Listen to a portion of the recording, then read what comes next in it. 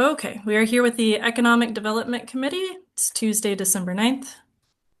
The following information on your agenda is for members of the public that would like to participate in the meeting. From a computer, hit the Zoom link, or from a telephone, dial the number listed on the agenda and enter the meeting ID. Please note that while an option for remote attendance and participation is being provided as a courtesy to the public, the meeting will not be suspended or terminated if tech problems interrupt the virtual broadcast unless otherwise required by law. All right, and my name is Josie Gilchrist, and I am here. Judy, I'm Judy DeGrosalis. Anna, Amanda Lockwood. Kathy. Kathy Clark here. All right, fantastic. And we will begin the meeting at 5:33. Thank you all very much for coming. Like I said, if we see a Jean Dupree pop on, that's our other member of the committee. She's been with us for a very long time. I'll open up with a public comment. This is where anybody can chime in about anything regarding to EDC. Does anybody have a public comment before we get started? Fantastic. Okay. We're making good time, so let's move on to number 2. And we have guests from the North Central Massachusetts Chamber of Commerce.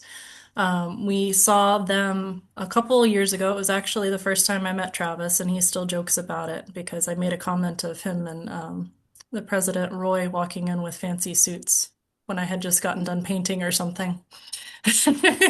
So thank you for coming back. It's been a couple years.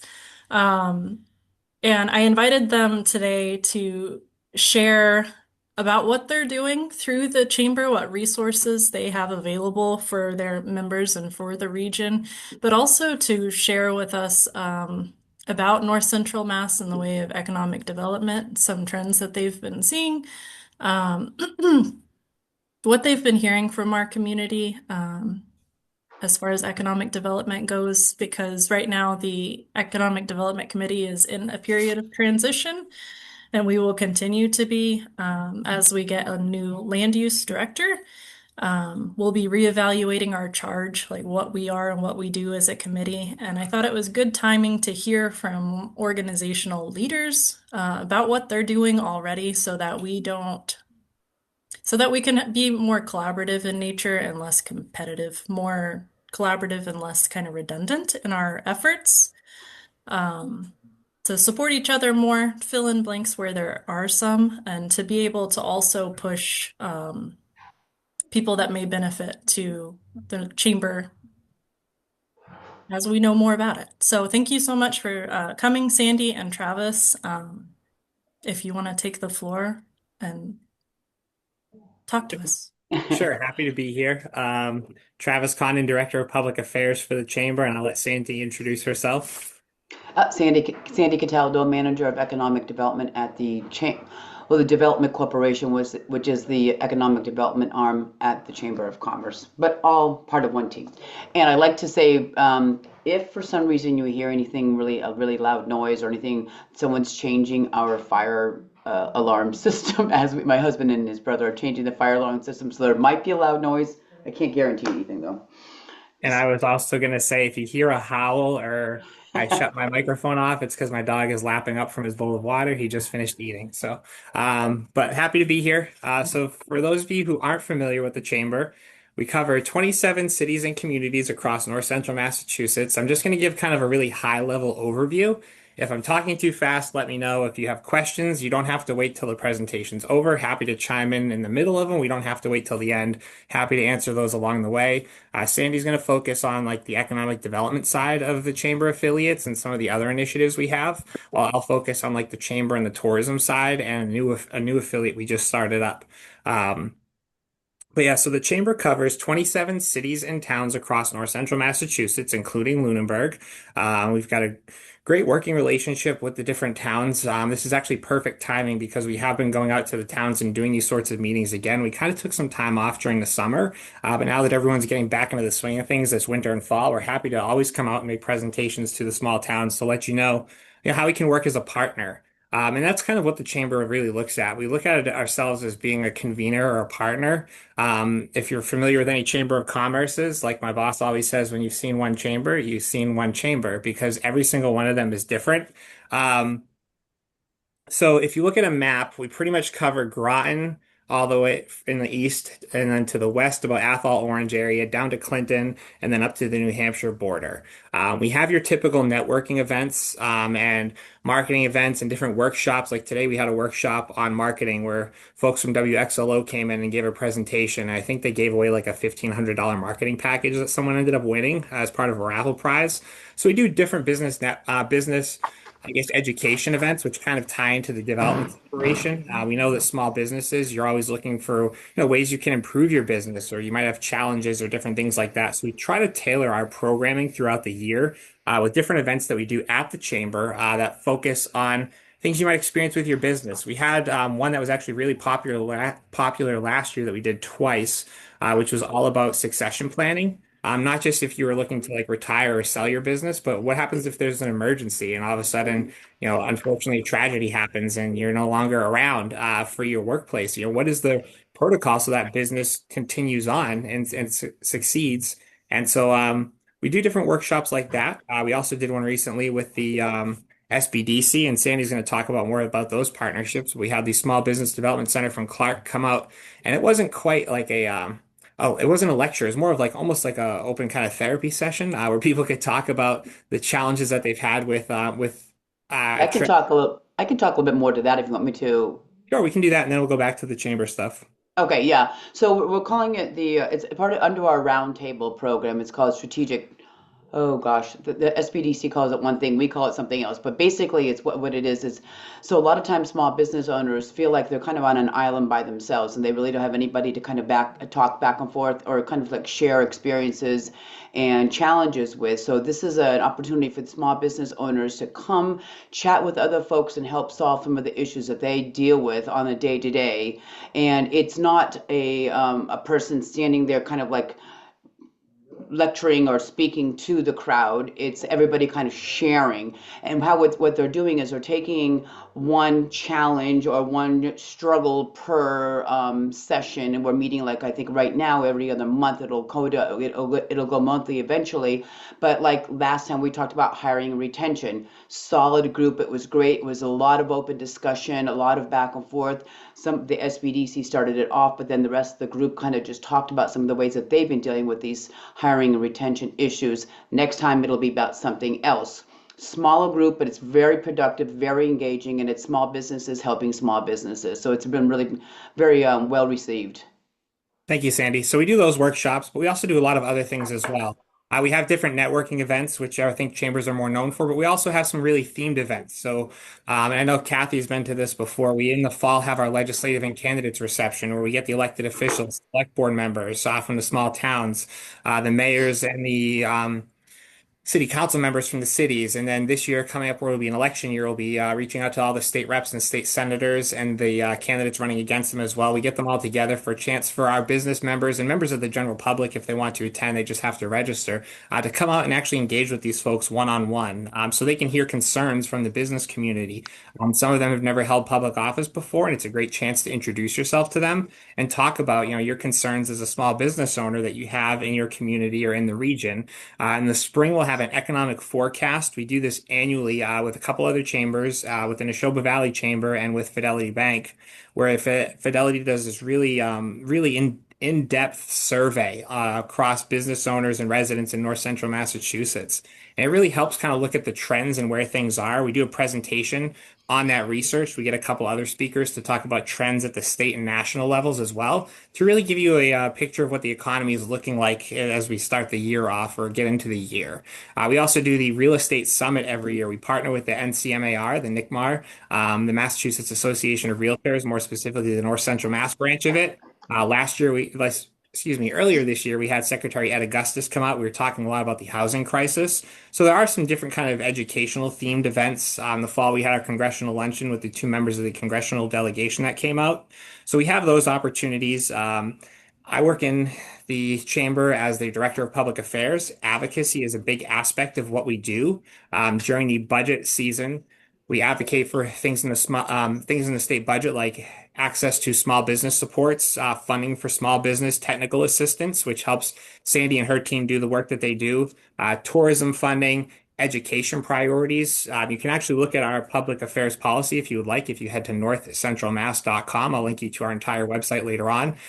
We also do advocacy on behalf of our small businesses and members, and even our towns when they ask. So earlier this year, Sterling was going through a zoning change, and their planner had asked us to kind of come out to the forums and talk about business and then provide some support and provide some advocacy for a change that would allow for more development on the far end of Sterling, like where 190 is over near the greenhouse area. So we did that this past week, earlier this week, excuse me, last night, we're actually in the town of Lancaster. They had their tax classification hearing. The chamber's thought is that, and the chamber's belief is that a single tax rate is more beneficial for residents and businesses. We actually are putting a blog post up about it. That kind of goes into more depth than I'll go into tonight. You can actually read that again on our website. We did a similar thing in Clinton last month, and just kind of really advocating for the business community and advocating for our cities and towns to be more competitive. A lot of the work that we do is guided by what's called the One North Central Plan. It's our regional economic development plan. I think Matt and Matthew and Josie were actually at the presentation shortly after we had rolled it out 5 years ago. The great thing about this document is it is very much a living document. We didn't just shelve it. All the different initiatives that are contained in there, things that we've been working on, are actually directly out of that plan. So we've met with the different stakeholders. There's a lot of community input from city and town officials, the MRPC, state officials. As to the needs and concerns about the region, we worked with a great group who did a lot of research on this. And I think one thing that might be of particular interest, and I'll send the link to the entire presentation in the chat later on while Sandy's talking, but it came up with four areas of focus. So looking at the trends in the industry, what they found was some areas of focus for cities and towns, depending on what your capacity is and what you have for infrastructure, to focus on opportunities to increase advanced manufacturing, logistics and distribution, healthcare. We're very strong in healthcare, and also businesses related to healthcare, like development. Look at some of the advanced manufacturing in the Devons area, and also tourism and hospitality. Now, I think tourism and hospitality, that area is definitely changing in terms of a business. So you have your, I think, traditional kind of hotel thoughts. People come out and visit and they stay, that sort of thing. But there's a lot of different reasons that people are coming out here for the day. You look at sports tourism has really increased in recent years.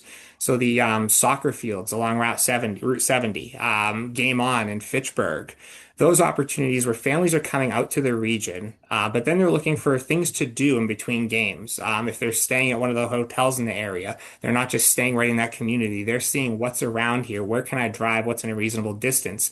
And the great thing is, even though it's happening in a neighboring town, Lunenburg is close enough that you can benefit from that as well. Capture that in your restaurants, capture that in your outdoor tourism assets, or whichever other shops that you have. They will see a benefit from that.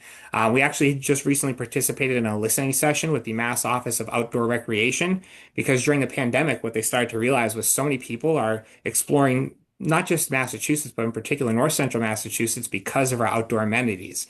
People in the city, when they want to come out and have a fall experience, they're coming out to Lunenburg, they're coming out to Leominster and Fitchburg and Princeton and Phillipston and all those areas to enjoy the outdoor orchards and sorts of things. But then there's also, the different trails that are around in the area. People are coming out in the same way that they're coming out for sports tourism. They're coming out and they're walking or biking the different trails around here. And then they're sticking around for a meal, or they're going to grab ice cream, or they're checking out something else while they're here, and they're turning it into like a day trip.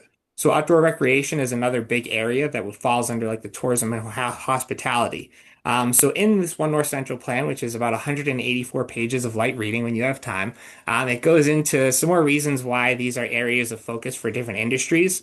And the great thing about this plan, and I can talk more about it if you have follow-up questions or want to focus on anything, is that while it has the areas of focus for the region to look at and things for the chamber to do, there's also a lot of things that we can't do that it gives suggestions for towns to do for best practices. So, for instance, if you're looking at redoing your zoning, it has ideas on how to make your zoning more business friendly. If you're trying to figure out the process for when a business is coming to town, they give suggestions on how to become more friendly for businesses. So when someone comes in, and Sandy will touch on this when she talks about economic development, making it so your economic development is almost like a one-stop shop, so they can kind of talk to everybody about their permitting questions all at once. Anything you can do to streamline the permitting process to kind of alleviate the red tape and confusion that sometimes people can have if they've never navigated starting a business before, or if they're just new to the area and it's a different process than another town. Anything you can do to simplify and attract business. There are some great tips in that One North Central plan about it. Chamber earlier this year updated our strategic plan. So we actually looked at some of our goals and some of our progress on that plan. The same way we came out and presented to Lunenburg, I think we came out and did presentations to well over half of the 27 cities and towns, and we're still doing presentations on the One North Central plan on the updates that we have and how different towns can tap into it and really benefit from it.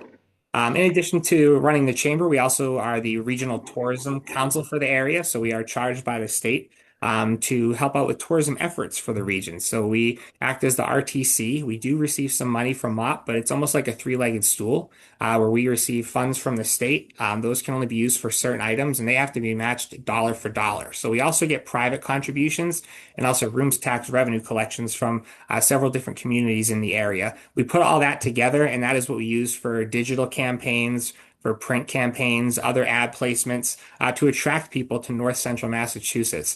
I believe there was just under 500 billion. I saw with a number, 500 million with a number in terms of like tourism dollars that come out to this region. I can get the specific figure and follow up with Josie if she wants to email you guys afterwards because I don't want to misquote it.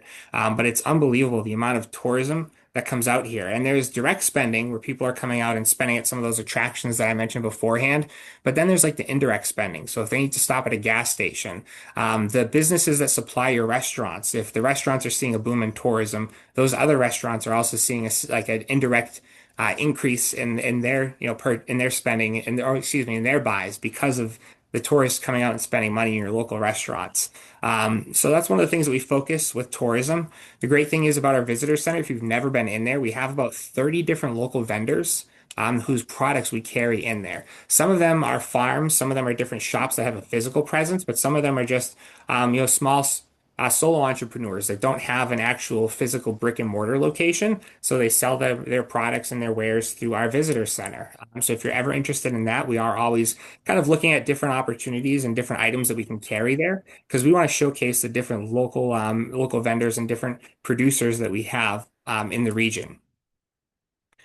One of the other things I think we're seeing with tourism is that it's not just people from Boston, but we're really capturing almost like a kind of 300-mile. If you look at like Massachusetts and like the North Central area and put like a 300-mile kind of radius around it, that's kind of where we're looking at capturing in terms of drive time. People will drive several hours to come to North Central Massachusetts to experience what we have.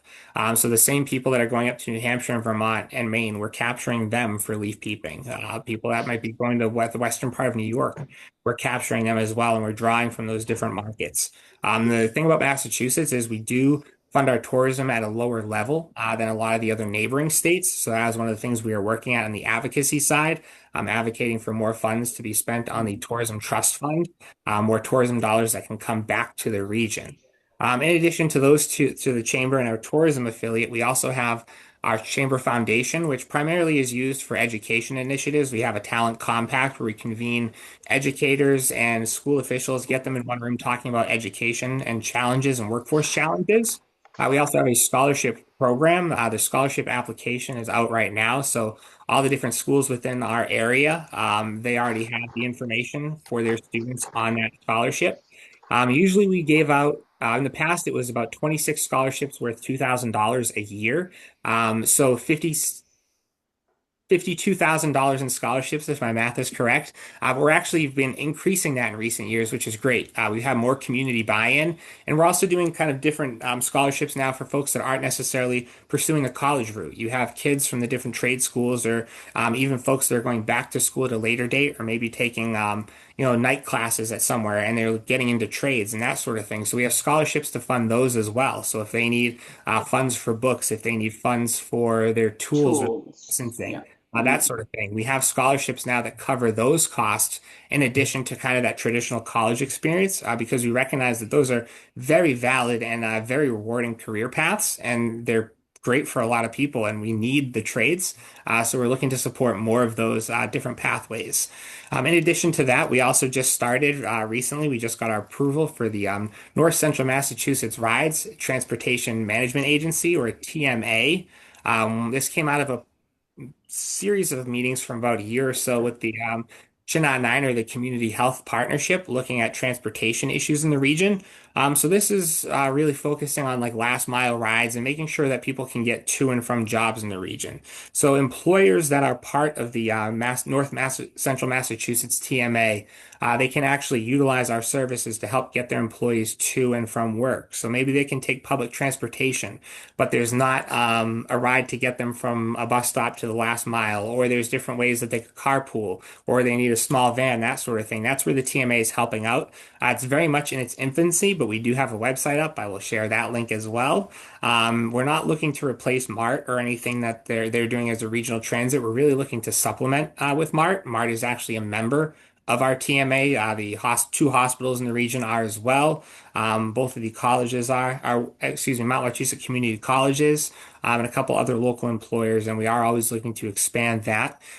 We also have our land bank, which came out of the One North Central Plan and our Regional Business Investment Fund. Both of those and the TMA, all part of that One North Central Plan. So those were initiatives that the Chamber was not doing prior to our Regional Economic Development Plan, but we are now. I am going to turn it over to Sandy to talk about the Development Corporation, which actually was born out of our first Economic Development Plan, which we did back in the 90s. And Josie, sure, what do you have for question? Matt, I saw you take yourself off mute and then put yourself back on. Did you have something to chime in on? No, I think I clicked the wrong button when I turned my video back on. Okay. I'm excited to answer the question there. All right, Sandy, go ahead. Great. So, okay, I'm going to talk to you a little bit about our microloan program and another one of our our newer products under the Development Corporation side. So, as I said earlier, we are the lending. Development Corporation is the lending arm at the Chamber of Commerce, and we've been lending for over 30 years.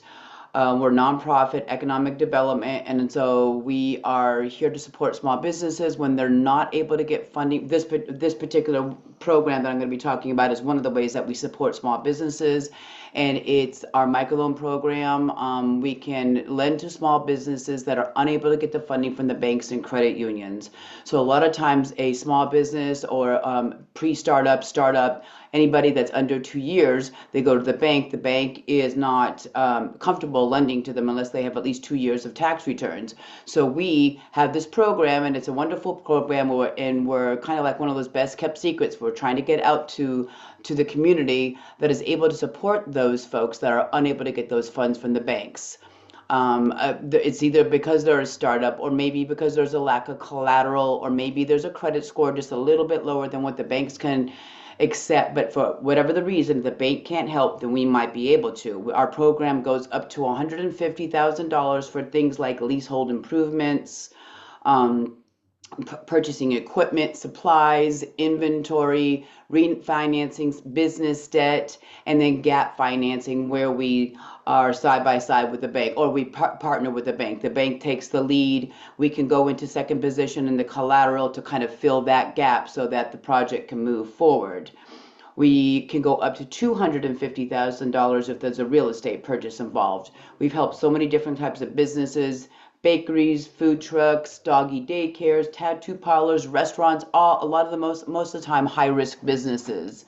We've been doing this, like I said, for over 30 years. We have lent more than $26 million in small business loans with an average of, like, say, $25,000 to $35,000, and helped to either create or retain, thousands and thousands of jobs. We also help with technical assistance. So if there's if the small business owner is having a challenge and they can come to us. We'll help them with that, whatever the challenge is. If we don't have the capacity or the expertise, we have great relationships with the Small Business Development Center, New View Communities. They're both nonprofit organizations that help with things like business plans, marketing plans, projections, and any type of challenge that a small business might have. They're nonprofit as well, and they're free resources. They're funded mostly by the SBA and by other federal and state organizations, and they're just a great partner for us. And and so we're very fortunate to have them as partners. We have a newer product. It's the Regional Business Investment Fund, and that comes also from the One North Central that Travis was talking about. And this is different from our microloan program. This product focuses on developers, and it's offering low or no cost financing for developing projects across our North Central Mass communities. We can lend in all of Worcester County and Middlesex County in both programs. And this fund helps create jobs, revitalize properties, and attracts new investments. Extra incentive goes to those that are working on projects in low to moderate income communities. So some of the highlights, we can go up to $250,000. It can cover costs that a lot of times the banks won't cover, like engineering, some site work, infrastructure work, that kind of thing, the soft costs.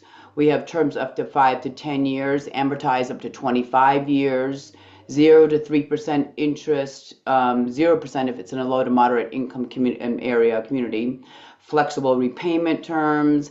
The one thing is that it has to create at least one job per 20,000 that's borrowed, and the other caveat is that the city or the town has to support the project. So basically, the way this works is, you have a building that is a priority project. It could create some jobs or some opportunities for small businesses, maybe some housing. Without this project, a lot of opportunities are going to be lost. So the town said, this is really important to us. The developer comes to the town, you get a letter of support, and that's when we can start helping. We can, like I said, help up to the $250,000 mark. And we've helped a project in Fitchburg. We've helped for a project in Gardner. We've helped a project in Winchington. This product, the Regional Business Investment Fund, is the only product that we have that can be used for nonprofits. The other one is actually for small businesses only, so this could be used for nonprofits as well. So things like, new construction, rehab for business use, redevelopment to attract new businesses, affordable multifamily homes, nonprofit projects. And again, unlike the microloan program, we can use it for nonprofits and not just for the business side. So I went through that very quickly. I know that our time is coming to an end, so I want to stop for a second to see if there's any questions that anybody has on these programs. We can certainly send you some detailed information with the email that Travis said he's going to follow up with. I felt like I went through it very quickly because I know that our time is limited.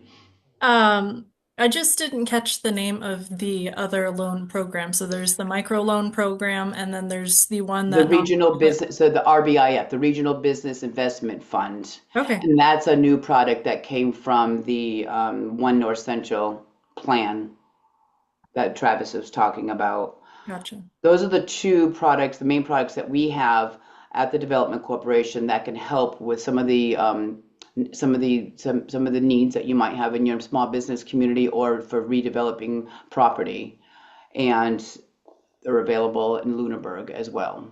And it's important to note that you don't have to be a chamber member to utilize the services that Sandy and her team provide.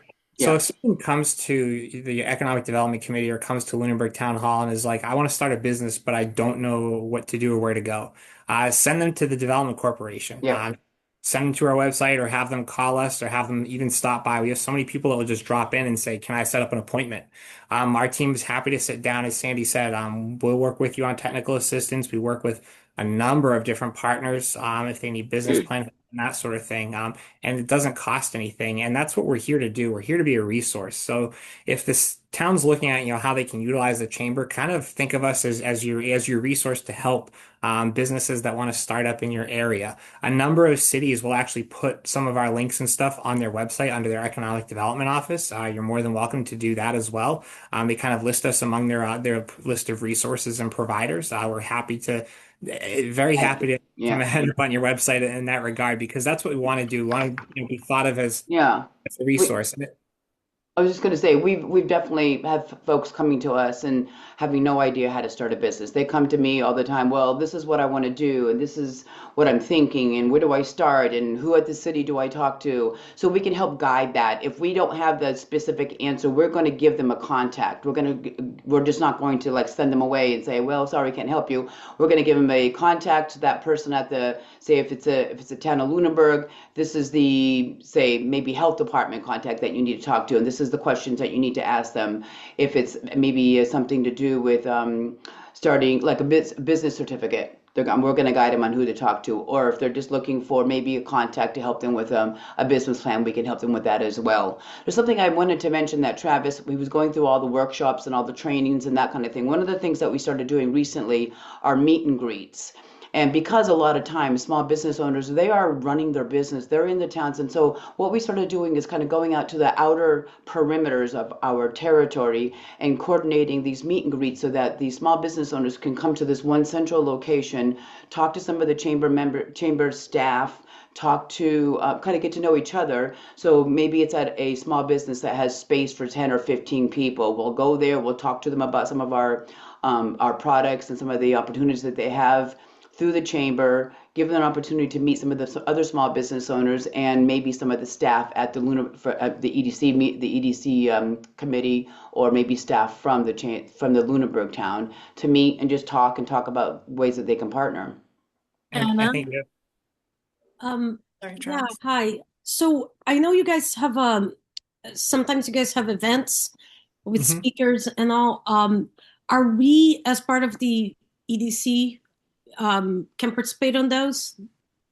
So I believe I got to check. Does the town still have an active membership? I meant to check this beforehand with Patrick, because we do have towns. So if the town has a membership, you can use Yes. like their membership contact. You can have them register you for the event. So whoever is the town contact, and I think Josie, you have that information.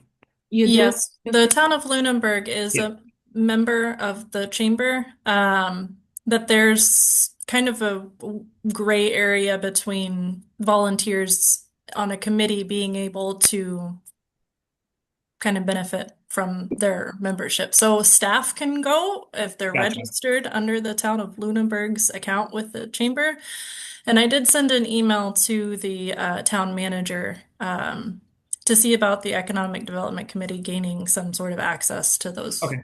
Maybe we events. can get some clarification, right, Yeah. Travis, and send that over. Well, we can get that answer for you. Yeah, because I think, like you said, business owners are very busy. Mhm. And sometimes you guys have really good forums. And if we can, if availability allows us, because we also work Mhm. to attend some of those events, we can then bring that information back to the community. Sure. And that's how you spread information is, you have someone go and someone comes back, sort of with a liaison Well, I do very much benefit from my own business's membership with the chamber because I go to the economic forecast specifically for the EDC and the LBA, and it would be nice to be able to go and represent the town of Lunenburg for sure. But I just need some clarification on what our membership actually allows Yep. And we can volunteer check. committee members to Yeah. do. Absolutely. And we can always check on our end too. And the other thing I was going to say too is even if you can't make it to these events, some of our bigger signature events like the Economic Forecast and the Real Estate Summit and the Congressional Luncheon, a number of them end up getting taped, usually by either Leominster Access TV, Fitchburg Access, and I know we've had the Sterling Access come out as well. So usually one of them will end up taping it, and then they're usually pretty good about sharing it or putting it online. So that's another way that folks can access it if they can't physically come out to the event and have that time to be there. But then they can always just call us if they have questions. And the other thing is too, they don't just have to be a new business. If someone is experiencing a business challenge, if a piece of equipment breaks, they can call us, and Sandy can talk about some of the funding we have for smaller things like that, or even if they're just looking to expand.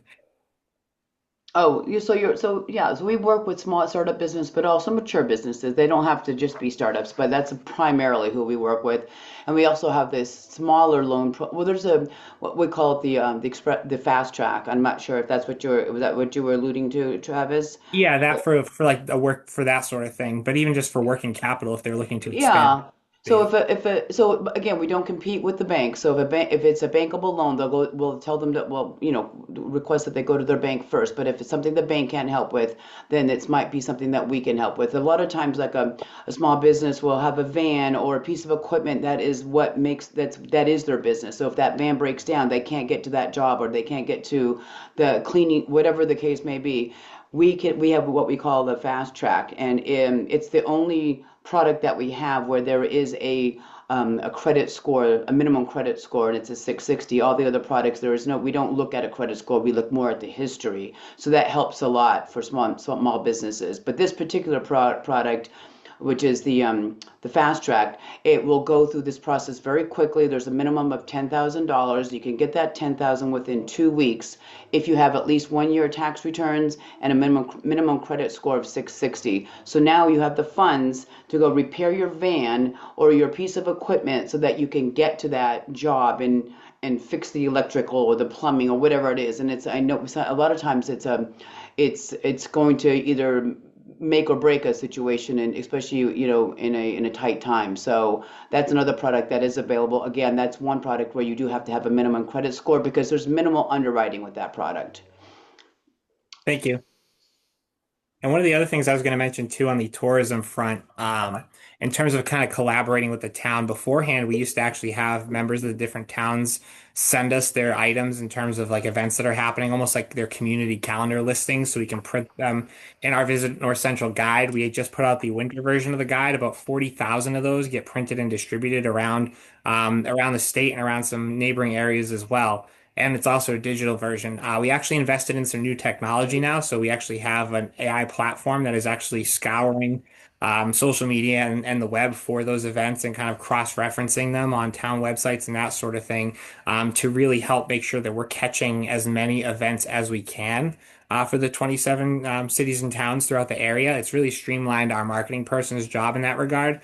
They do still have like a way they can go in and check and confirm and that sort of thing. But we're really excited about that technology because it has really helped us to kind of, I guess, widen the net to make sure we're letting people know about all the different things that are happening in the North Central Massachusetts region. If the town has any job postings too, I didn't mention this earlier, we also have a chamber jobs board. The cool thing about this is it's a localized jobs board. So the only jobs that go on this jobs board are jobs based in the North Central Massachusetts region. There's a lot of people here that don't want to hop on Route 2, don't want to hop on the Pike or 495. They want to stay in the region where they live, and they want to be able to work in the region. So we have a localized jobs board, which has different local job opportunities. If you are a chamber member, it is free to post on that jobs board. That is a member benefit. So the town can easily post on there as if they have different positions, whether it's in DPW or you're looking to hire somebody else in administrative staff, that sort of thing. You can always post on there for your job postings. And if you have businesses that they're chamber members and they're looking to hire workers, please send them to us as well. And then Sandy, I think you mentioned this, but I just wanted to just make sure that people know that if you need to connect to anybody with like MOBD or mass development or that sort of thing, Sandy has a really amazing working relationship with them, and they spend a lot of time doing office hours at our chamber. And if there's like someone that you're looking to bring to town or a development that you think could be possible, that sort of thing, we're always happy to put you in touch with them and say, hey, I think it's worth having a conversation with this office because they might have some other ideas on how to make this come to fruition, or if like the state might have resources that we don't know about. The state did just launch their business front door platform. I will put a link in that email as well. It's a really cool thing to check out. It's kind of like a service. So the business front door actually is really great. I was going to mention that. I wasn't sure if you've ever heard that. It's a new product through the Mass Office of Business Development. Are you familiar with that?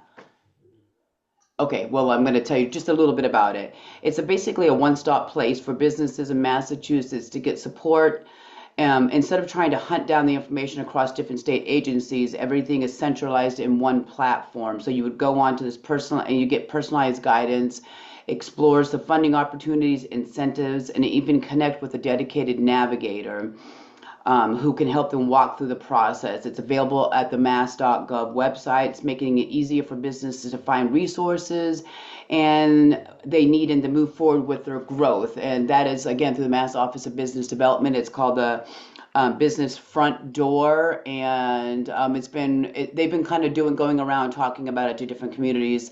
I believe they might be coming to the chamber soon, but if that's something that you want to learn more about, first of all, you can go right on the website and kind of look through there, but it really is a way for them to kind of help those businesses that are looking for different resources instead of bebopping around.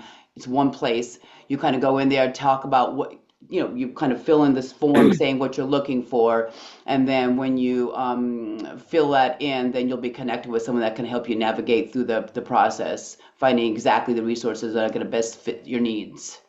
So that is something that is been really well received. And again, like Travis said, we are happy to make that connection to some of the contacts at those organizations through Mass Office of Business or the Mass Development, who is another organization that we work closely with, and they have a lot of products and services available to businesses there. And the other thing to do too is to think of us as, kind of really an advocate for the region if you're looking to bring a business to the area. So if the town is talking to a certain business that they're looking to bring and they need, someone to really kind of help them sell them on the region, the chamber is happy to come out and participate in those conversations to talk about, the advantages and benefits of being located in North Central Massachusetts. We've done that before for a number of different communities, and we're always happy to do that anytime. If the town needs a letter of support for a different grant that you're working on, we're often happy to do those. It's not uncommon for us to sign letters of support for different municipalities for different projects and grants that they're working on. So please think of us in kind of those non-traditional ways than you might not have before. But just look at us as a business resource. And if you're not sure if the chamber could help out, just reach out and ask. Because even if we can't, we probably know another agency that could if it's not something that we do or could help you with directly. Questions? I know Yeah. we took way long more than we were allotted. No, that's okay. So just for clarification, Travis, you had mentioned kind of a hub for town events. Is that So town Lunenburg events, or is that just, the difference between you've attended our town official meet and greet, the difference between that event that's a town of Lunenburg event owned by the town of Lunenburg versus a car show owned by a nonprofit here in the area? Because I know there's the Visit North Central, which is more catered to events open to the public. What about events owned by the town of Lunenburg that's more formal, less Sure. formal? So that hub is specifically for tourism events. So if like the towns say you're doing like an official event for like the 250th or just any tourism related event, so more like the traditional business meetings would not be on there. But if it's a tourism related event where visitors would come and enjoy it, it doesn't matter if the town's hosting it or if like it's the town's Yes. hosting it, it could still be on there. It just has to be a tourism related event. So that brings me to my next question is, do you have a resource in place, some sort of software in place to where all these different municipalities can talk to each other about more formal events happening in their towns? I know that's more specifically our town official meet and greet. It would be nice to collaborate with the chamber more when we're scheduling that so that it's not a conflict, but more of a collaborative effort. Does that make sense? So is there a hub where we all kind of talk to each other? So we don't have a centralized hub in that regard. But Mhm. what I will say is you can check out the calendar on our tourism website. Mhm. So if you're looking for different dates and trying to see if there's other events that night, you can get them there. But the Mhm. chamber does have a meeting space, which is open to chamber members. And we're always happy to host those meetings and help set them up if you're looking to gather some conveners to set that up and to do your planning. Mhm. Okay. Fantastic. Matt and Glenn, I know you two probably have to hop off soon for your next select board meeting, but did you have any questions for Sandy and Travis specifically? I do not have any questions, but the beauty of being on the planning board is I get to let the select board deal with their own business. Mhm. Yep.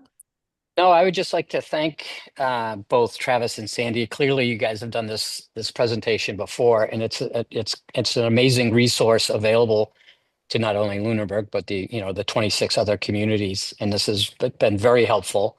So I'd like to thank you and of course the volunteers on the EDC, but specifically Mr. Brenner. I think it's important as being on the planning board that he's aware of this conversation, and hopefully that this will be able to be put on PAC, because trying to give the board an update on this discussion would be next to impossible because of all the information. So it'd be great if this could be on ultimately on PAC so that we can refer people to watch it.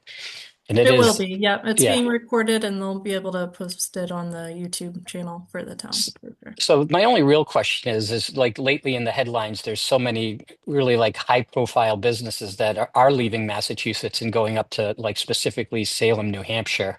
Like how do you fight against that? Like, and I don't mean to have you step on a political mine, but it's tough to be, Lunenburg is working. We've stated several times we want to become more business friendly, but sometimes with the lack of funding from the state for, schools and all the other municipal responsibilities, the services that our residents want, their lack of funding is making a lot of that very difficult. So, then seeing all these businesses that are leaving Massachusetts is concerning as we're trying to attract these, bigger businesses as well, but certainly small businesses. Sure. So I mentioned beforehand, we have our public policy agenda, which you can find on our website, northcentralmass.com. It covers a number of different areas, and those are the items that we're advocating for in the state budget. We're also part of a number of coalitions around energy, around education, and around small business. So trying to advocate for those items in the budget, which are going to help the small business atmosphere.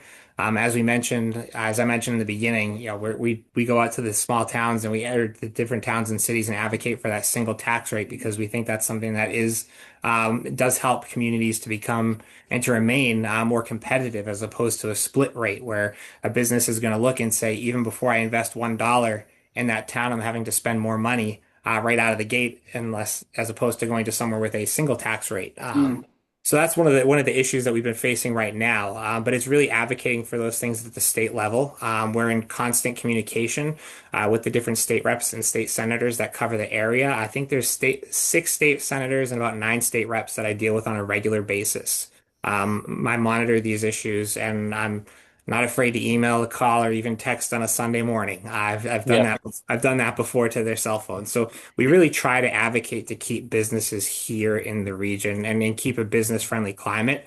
And you mentioned some of the different costs. Energy is just such a huge cost. I think the state has like one of the highest right now.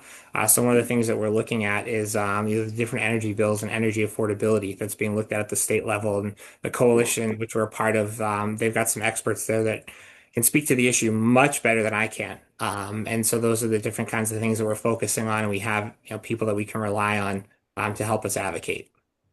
So I think maybe internally, I know, and I don't know if this is something that you already do, but some of the towns have started doing what they call either technical reviews or development reviews. You can call it whatever you want, but when there's a larger project coming into town, they'll schedule a meeting so that all the departments are represented, so that this person that's coming in and bringing this business or this big project doesn't have to go around to all the departments to figure out who they need to see and what they need to do. They're all right there in the meeting. They're all kind of giving their input there, or saying, yes, you definitely need to come to visit with us.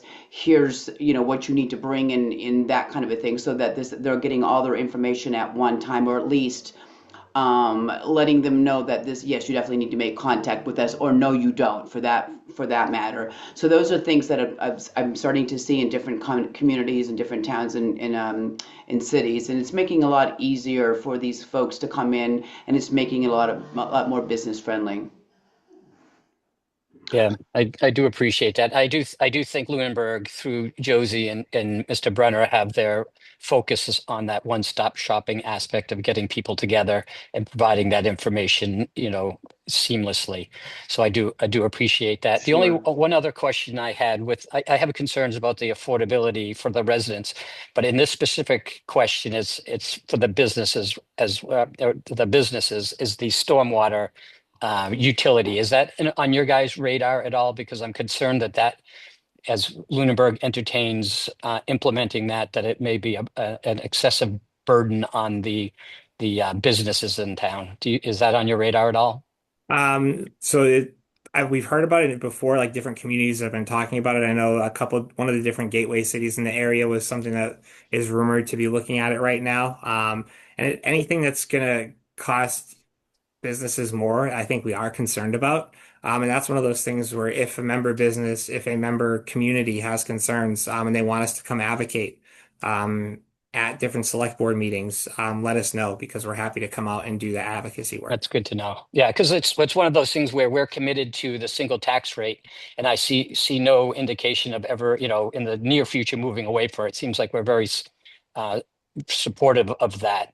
And I'm hoping, and I know it's not a clear connection, but I'm hoping that if that fee is implemented and, adopted and implemented, that the fees associated to the commercial will reflect that single tax rate, that they won't be excessively, taxed really. But okay, I appreciate your answer. Thank you. No problem. I'm happy to continue that conversation offline, but it is something, anything that's gonna cost businesses more and kind of cause them to rethink Yeah. whether they're going to remain or stay or even open up in a town. It's definitely Right. something that, is concerning. But happy to talk about that. Yeah. I just think More. sometimes people are less hesitant to pass along those expenses to the commercial base versus the residents. And we get it. And it's one of those things. And I know Sandy has to hop off in a minute, but I'm happy to stay on. But when you look at like the increased costs that residents are having, businesses are seeing those same increased costs. They're seeing wages go up. They're still seeing higher costs for materials and that sort of thing. So it's one of those Yeah. things where I think everybody's kind of feeling that strain. Yeah. And if they stay, they end up passing those expenses back to the consumer. So the consumer/resident taxpayer kind of gets whacked. Well, Sandy and Travis, thank you very much for your time, and we took a lot of it, but I appreciate your willingness to kind of clear things up for us and share about your resources, and just give us your time for the evening. You're welcome to stay on, but I understand if you need to hop off. And I thank you very much for Thank you. chatting with us tonight. Thank you very much. Happy to Thank share you. more of the details on the loan programs. I do have to leave, but happy holidays to everybody and thank you very much. Thank you. You as well. Thanks. Thank you. All right, Travis, I had messaged you about 2 line items that may pertain to you, may not. You're welcome to stay on and you're welcome to hop off. But I want to honor your evening and your time. I'll probably hang out for a little bit. I'm just hanging out with the dog, so it's Sounds nothing good. too pressing. All right, and I like the artwork above your head too. All right, so we have updates from the planning board. Matthew, could you take this? Oh, before we get started with that, I did also want to share that we have links available in the chat that Travis shared with me from some of the initiatives he was talking about. So take a look at those. They will disappear after we all hop off. So be sure to copy those, paste them wherever you want to keep those for yourself for a later viewing. So in the chat under everyone, you'll see a couple of different links for some of the things he talked about. Sorry about that. Matt, go ahead. Absolutely. Was this just general updates? Because I have several, or were you gunning for one thing in particular? I don't know what that would be. This line item is basically for whatever you think that we should know about and how we can help you. It's your Great, freedom to talk perfect. about whatever you want. Wonderful. So I just want to give everyone an update on a few things because we didn't meet last month.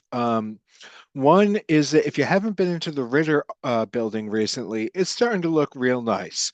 Knowing that we're going to be there for like another 5 years as the Municipal Building Design Committee comes up with a new plan, that we've been putting some efforts into beautification, and it shows.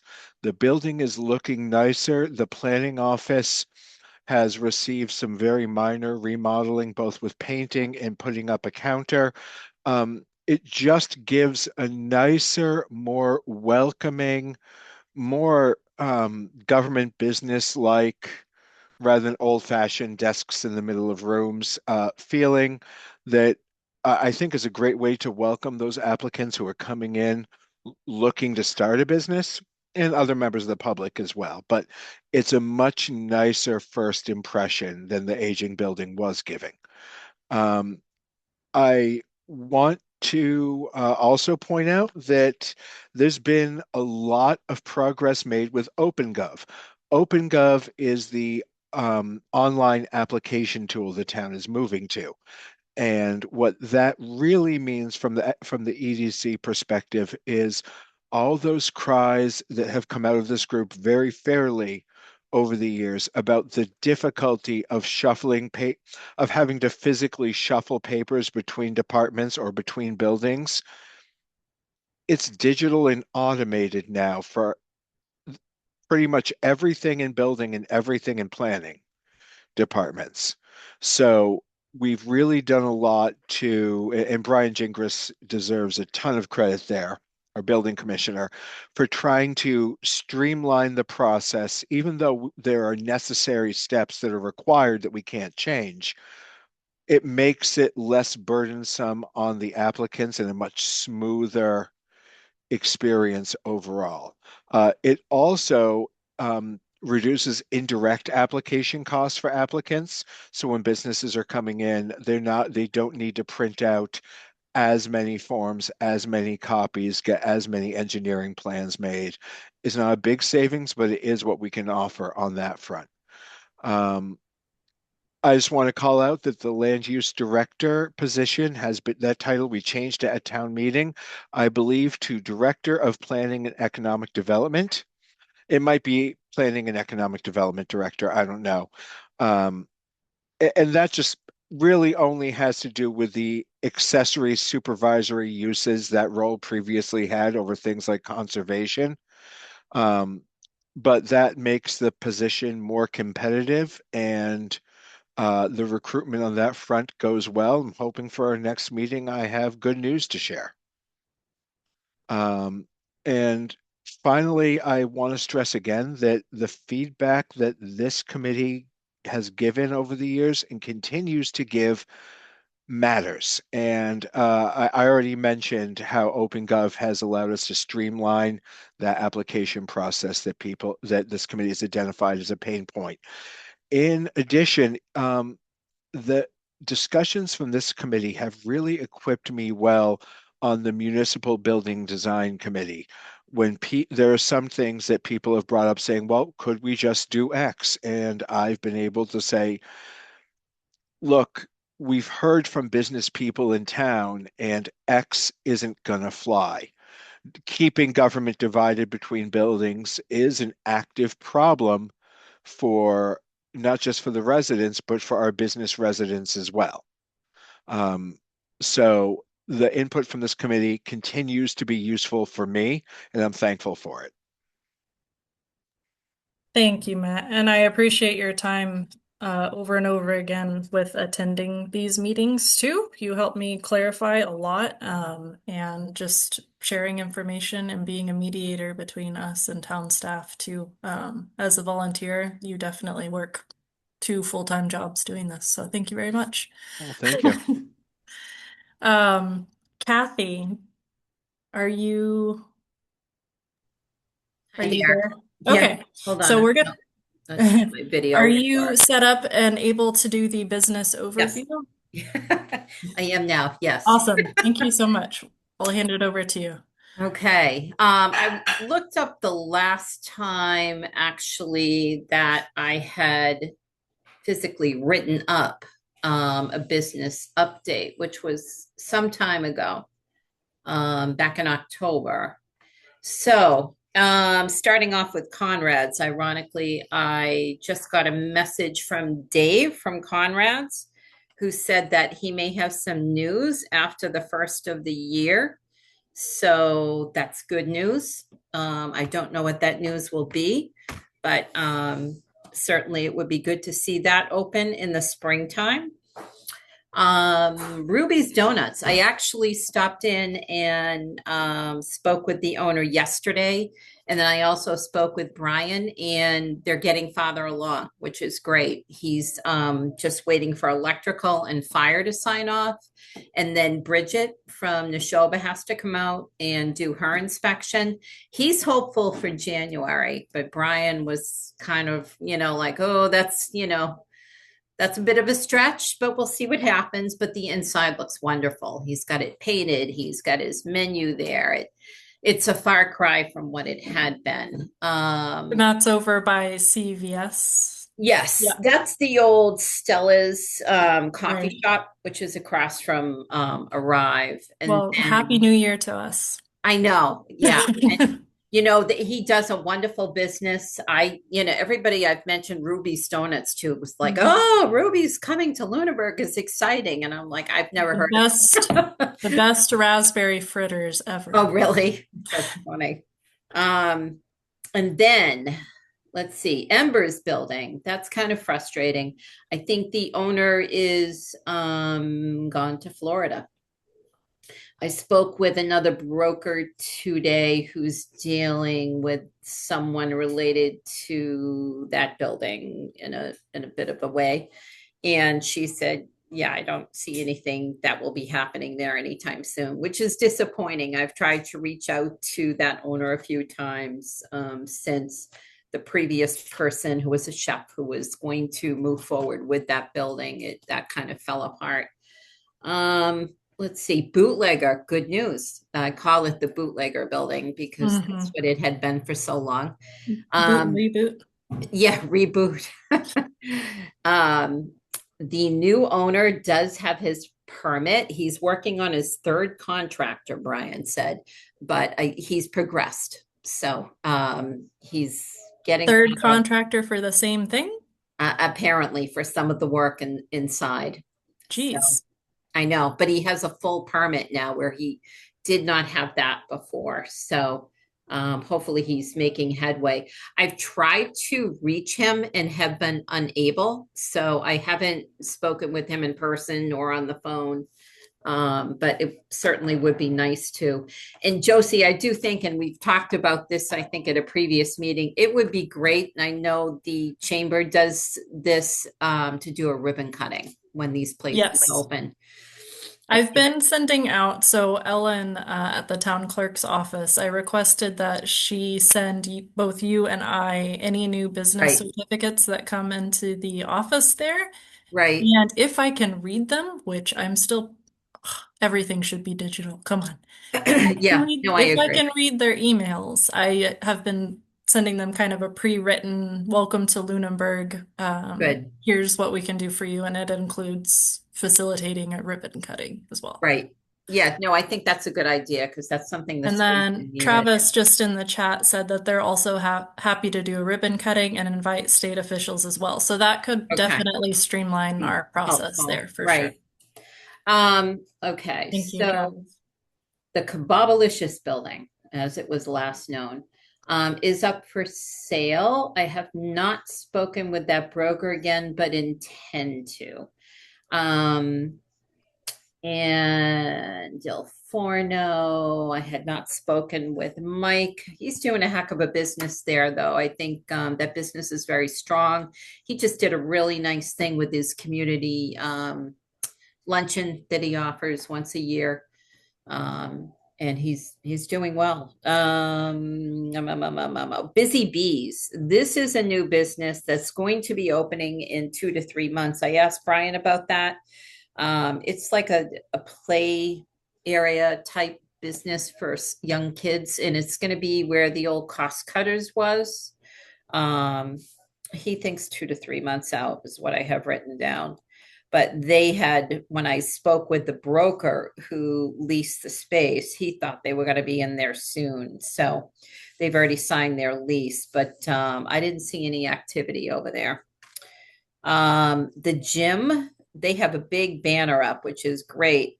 That Athletica, I think it's called, over where Dollar Tree was. Mhm. I spoke with him. What a nice guy. He's a Lunenburg resident too. He was hoping to be open in December, he told me, but Brian had said he stopped over there for an inspection, and he said they were moving right along, but he didn't feel, it was going to be this month at this point. It's going to be a little bit longer. Well, a lot of people don't have that construction background, and Yeah. and Brian definitely has a Right. more realistic. Well, and what I think that you get caught up in the timelines with sign-offs on permits, et cetera, when you're doing all this construction work, and that's part of the cumbersome process of opening. And oh, interesting. Lunenburg Central, that building, I had spoken with that broker before. Now, Lunenburg Central is that ginormous building that people say, oh my God, why was that building built? We've talked about before, right on the Lunenburg-Shirley line. And they do have a tenant in there finally, Berlin Manufacturing, and they're very close to having a second tenant in there. So that's good news. How large are the facilities individually in there? I don't know. I don't know. Do you know how many of them there are in there? Oh, Well, there's quite a few.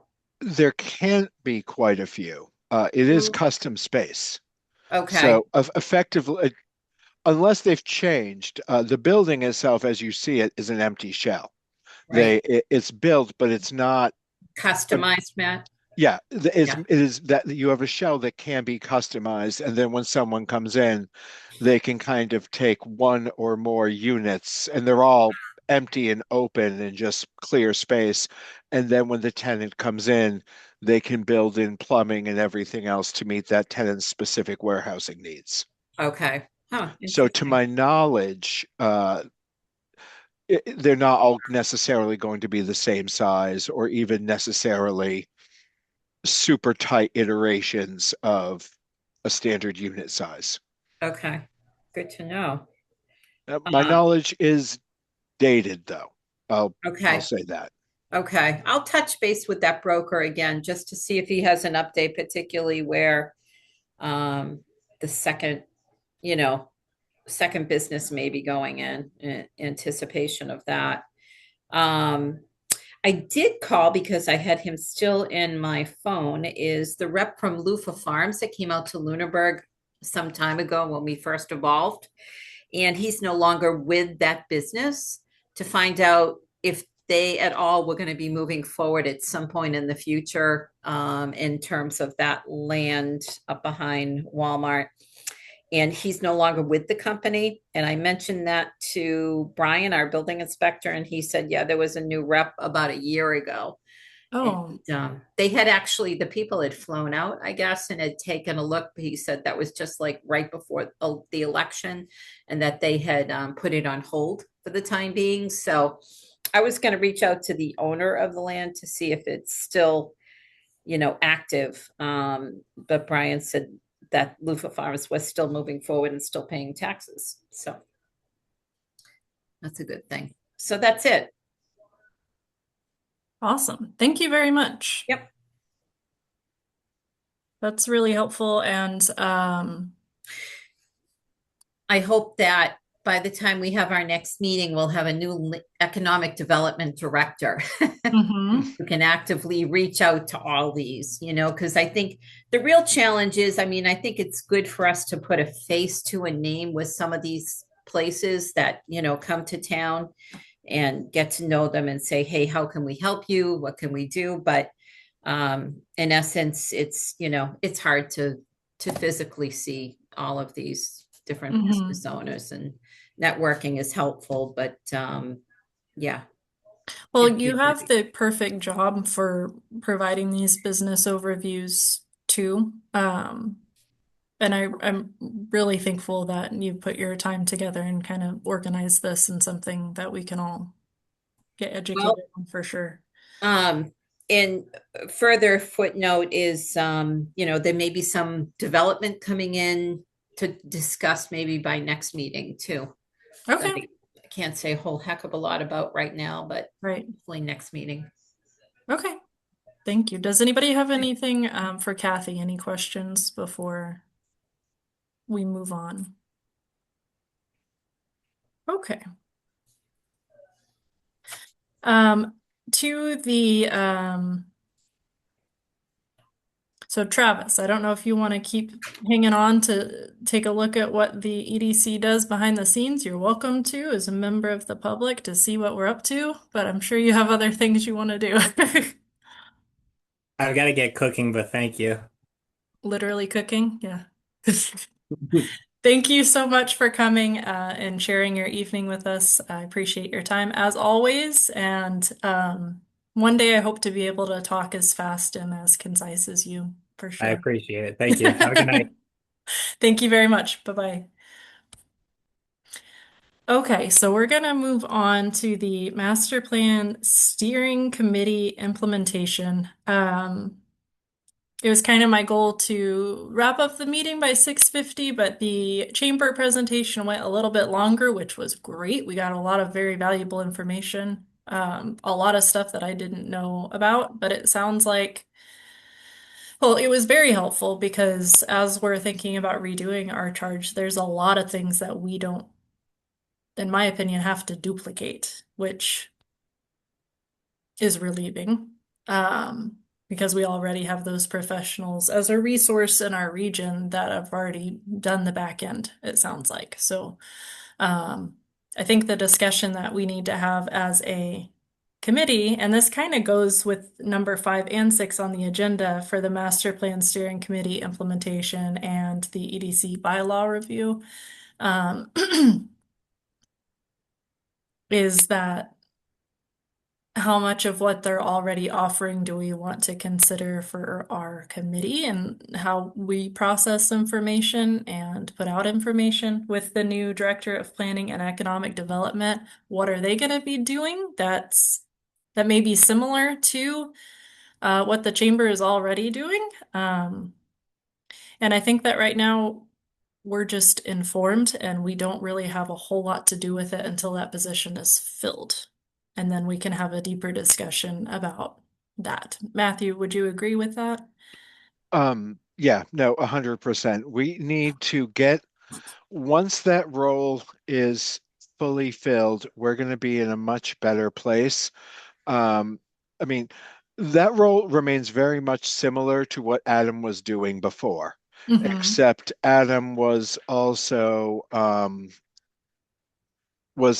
also managing departments that aren't super related. And so that will be, hopefully that will give the new person as well more time to focus on the combination of planning and economic development aspects. Awesome. So, and I did make sure as we've gone through interviews and everything, that it is understood that the EDC does remain one of that position's jobs that they're supposed to be attending and everything else. Awesome. Yeah, I appreciate that. Before we move on, does everybody here, are we here maybe for the next 30 minutes? Does anybody need to hop off early just so I can take quorum into consideration as we move forward? Kathy, are You you? have something at 7. Okay. But I might be able to be a few minutes late. But it won't be just Okay. the first. I can probably miss the first few minutes of my next meeting. Okay, so for the sake of time, is it okay if I rearrange the agenda items? Is that allowed to do? That's fine, because like Anna, I have to be on a phone call a little after 7, so that would be good. No. Okay, so taking your time into consideration, I'd like to bring number 10 up and just go ahead and review and approve those minutes. I would like to make a motion to approve, and I just had them brought up. What are they? To approve the October 14th, 2025 minutes. So moved. I second. Fantastic. Josie Gilchrist, aye. Kathy Clark, aye. Anna Lockwood, aye. Jean Dupree, aye. Judy? You're on mute, Judy.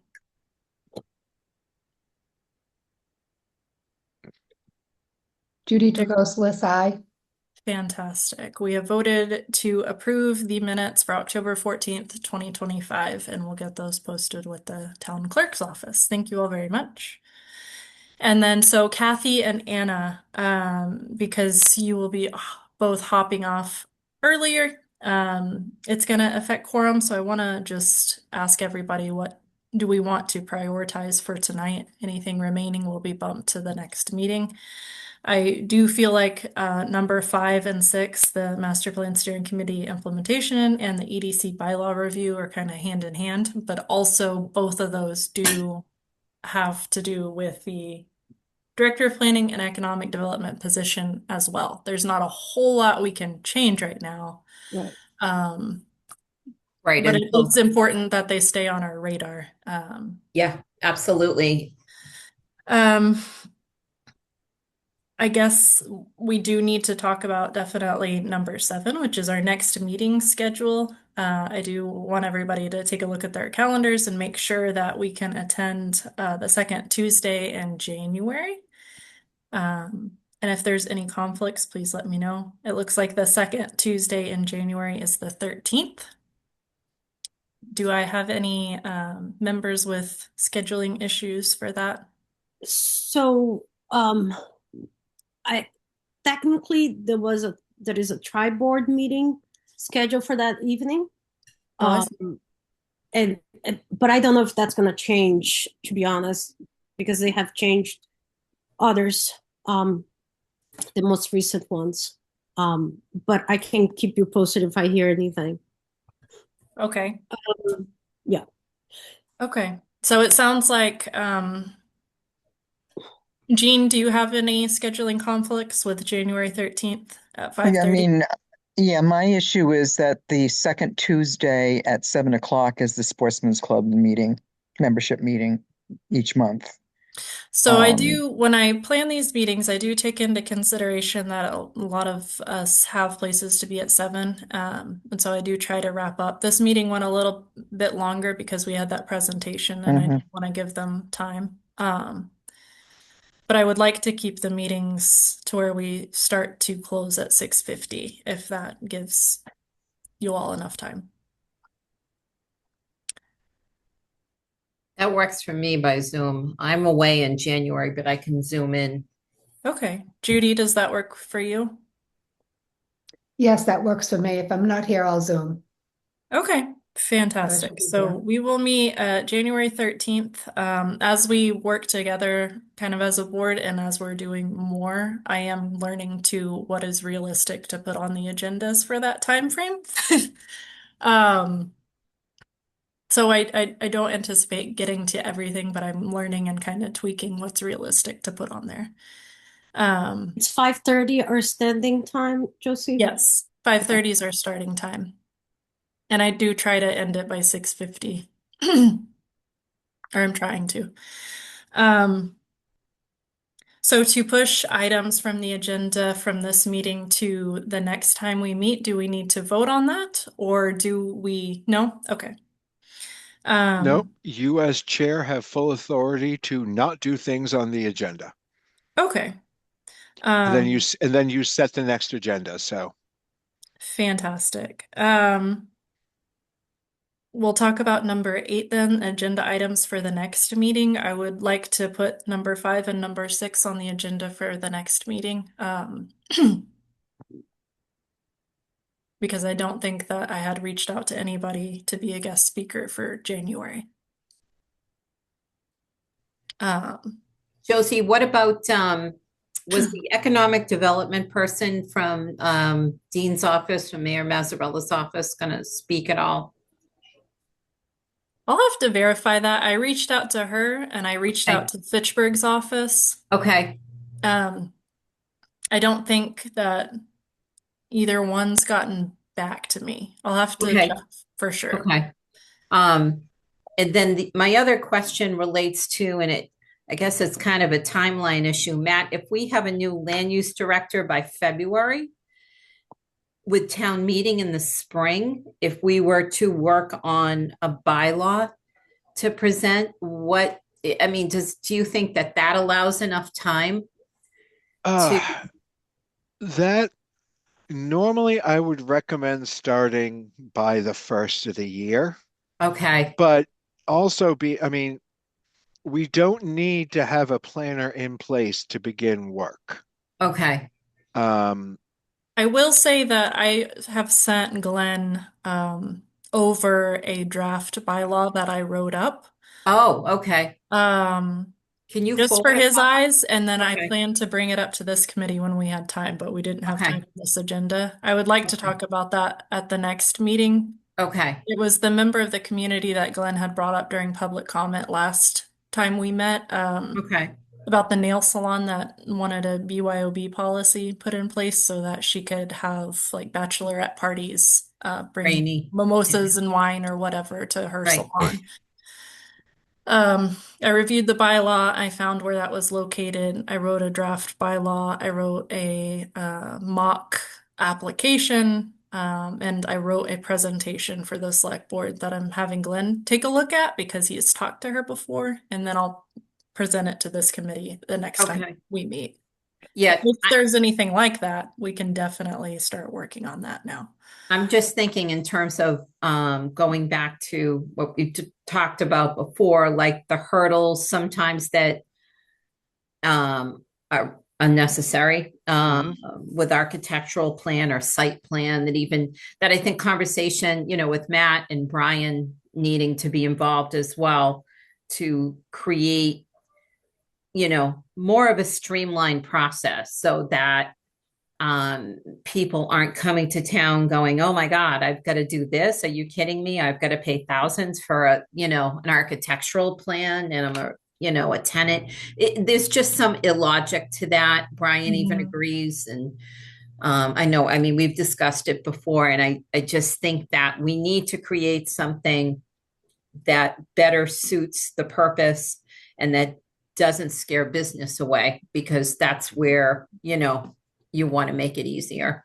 It sounds like a workshop needs to be kind of scheduled. Right. Yeah. And I know we've Right. talked about that before too. Okay. Should do it. So I'll reach Yeah. out with a follow-up email to this and to those parties, and I'll include Glenn as well because I know that he's brought it up a couple of Good. times. Okay. Thank you. And And we'll as work on that. to make a progress on something like that easier, if you have a standing subcommittee of people working on that who are not who are less than the quorum of this group, they can meet fully outside the scheduled meetings. They don't make quorum, so they can talk about it freely, and then can kind of come up with a product and bring it back to the whole EDC for comment, editing, etc. How And many people from the Economic Development Committee can be on a subcommittee? less than quorum is Oh, the less than answer. quorum. Gotcha. So what is the So quorum two. for two? So, but that doesn't include myself and or No. Glenn as well. So you could have a number of people from here who are active in the process, also meeting with Brian Gingras or whoever else is needed to do work to get that far along, and then come to the committee and say, hey, here's what we're looking at. We'd like your feedback. Okay. And Would I need to vote on creating that committee? That subcommittee? not only if the committee were going to care and make a stink about it. Okay. Well, So like practically, no, you could, sure, but if everyone kind of here goes, yeah, that's good, then you okay. can just do it. Well, does anybody have a problem with both myself and Kathy representing this committee as we talk through those processes? No, I think that's great. Yep, that's fine. Judy, are you okay with that? I'm fine with it. Thank you. Okay. So Kathy, you and I will facilitate that. And if you loop me in on that, I'm happy to meet with y'all because I have done plenty of bylaw writing. Yeah, that would be great. Yep.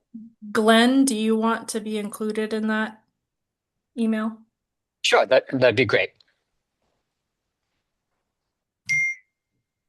Okay, so I'll send an email to Brian, Glenn, Matt, and Kathy, and we'll try to organize our schedules for kind of a workshop style, kind of a phase one and I visiting those.